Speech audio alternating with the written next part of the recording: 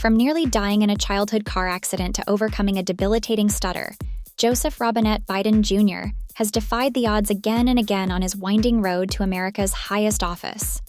Welcome to another revealing episode of Simple Bios. I'm your host, Claire, and today we're taking a broad look at the lesser-known life of Joe Biden before he entered the realm of politics and became the 46th president. There's a rich backstory here you likely haven't heard. Joseph Robinette Biden Jr. came kicking and screaming into this world on November 20th, 1942, in the hardscrabble blue-collar city of Scranton, Pennsylvania. His parents, Joseph Sr. and Catherine, a modest working-class couple struggling to provide for their 4 children, Joe, Valerie, James, and Frank.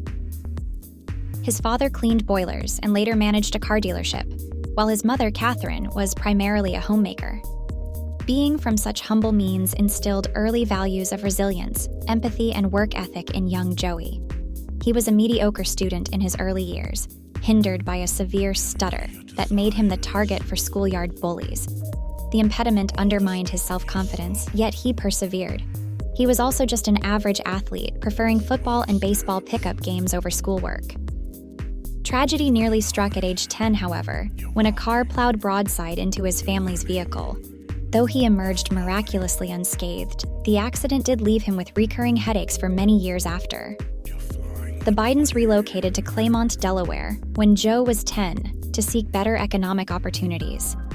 He attended the local Catholic prep school, Archmere Academy, on a partial scholarship due to straitened family finances. There, Joe's academic interests finally flourished.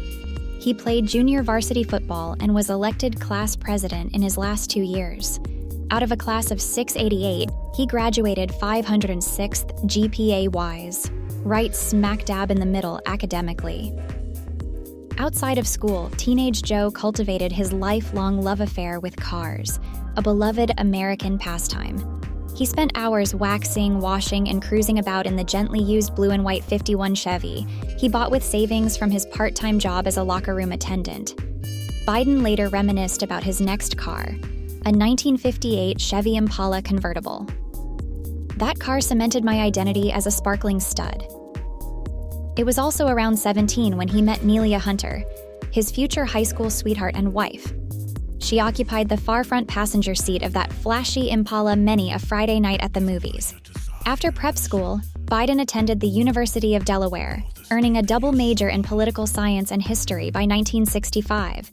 He played freshman football, but soon shifted his focus, becoming fully immersed in student government, protest politics, and civil rights activism.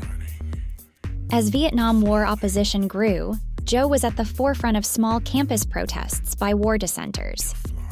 Contrary to his father's advice to avoid ruffling feathers, Joe was quoted saying, "I just think it's wrong for the government to tell young people who can fight and possibly die that they have to fight there."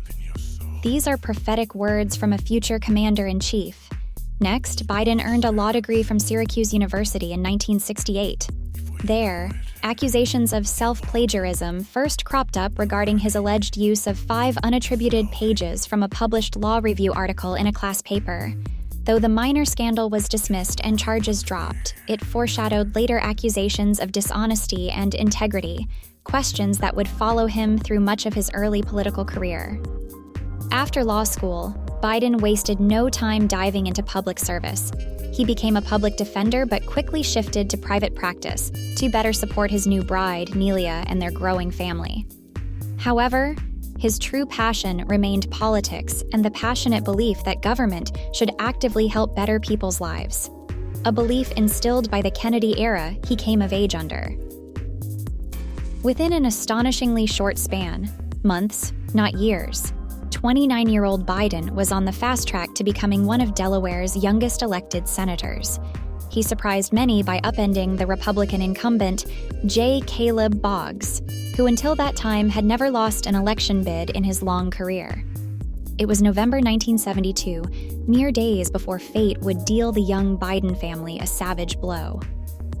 While critics chide Biden's rapid pursuit of higher office at such a young age before amassing much actual career experience, His supporters say he genuinely wanted to help people and believed he could do the most good as an elected official in Washington. Just weeks after that first election win, tragedy struck.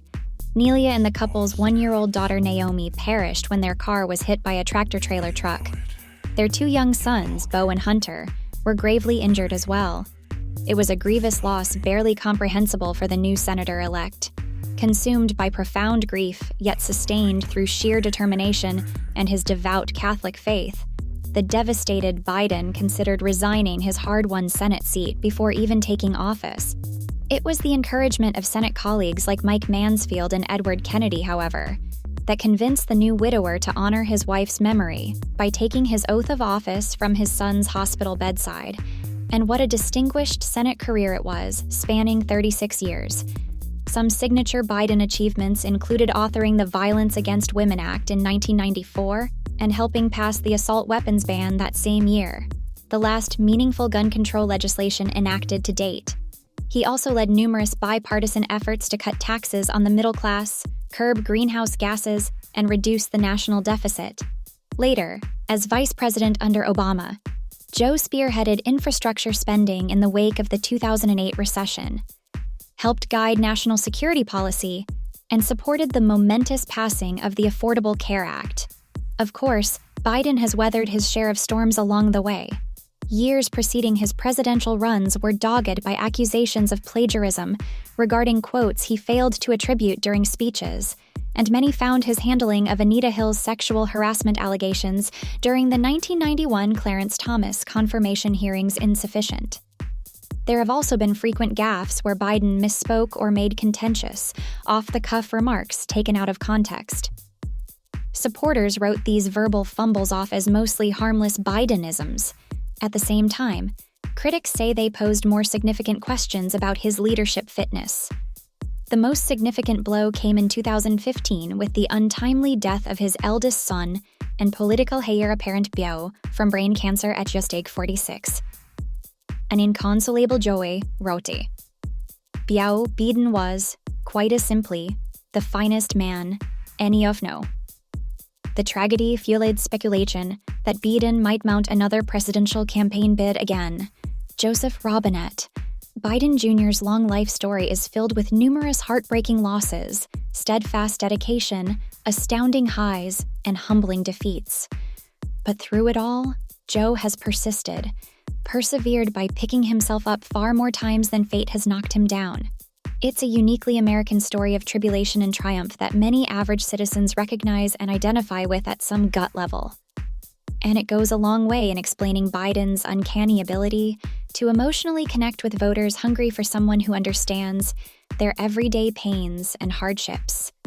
His 5 decades of navigating Washington have ultimately been about championing resilient working-class families like the one he sprang from back in Scranton. And that mission continues today from the Oval Office. So, I hope you enjoyed this revealing glimpse into President Biden's lesser-known early life story before his rise to political fame. Let me know your thoughts in the comments below, and don't forget to like this video if you learned something new. Remember to subscribe and click that notification bell for more unbiased bios of other notable people shaping current events. Thanks for watching.